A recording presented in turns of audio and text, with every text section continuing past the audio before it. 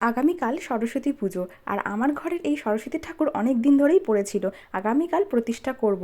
যেহেতু পিতলের ঠাকুর অনেক দিন পড়ে থাকার কারণে অনেকটাই কালো কালো হয়ে গেছিলো, তো সেই কারণে আমি বলুন তো ঠাকুরকে কী মাখিয়েছি, এই যে রেড কাউয়ের দই। যে কোনো টক দই আপনারা এরকমভাবে ঠাকুরকে মাখিয়ে রেখে খুব সুন্দরভাবে একটু মেজে ফেলবেন, তাহলে দেখবেন লেবু বা যে পিতলের যে পাউডার পাওয়া যায় সে সমস্ত কিচ্ছু লাগবে না, খুব সুন্দর পরিষ্কার হয়ে যাবে।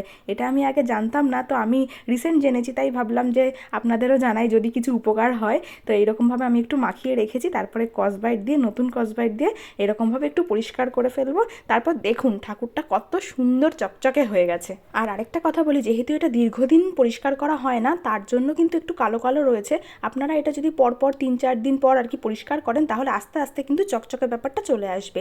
তো এটা আমি প্রথম দিন করলাম, এরপর কাল পরশু আরও ভালো করে পরিষ্কার করব, আর তারপর থেকে চেষ্টা করব সপ্তাহে একদিন করে পরিষ্কার করার, তাহলে কিন্তু আস্তে আস্তে চকচকে হবে।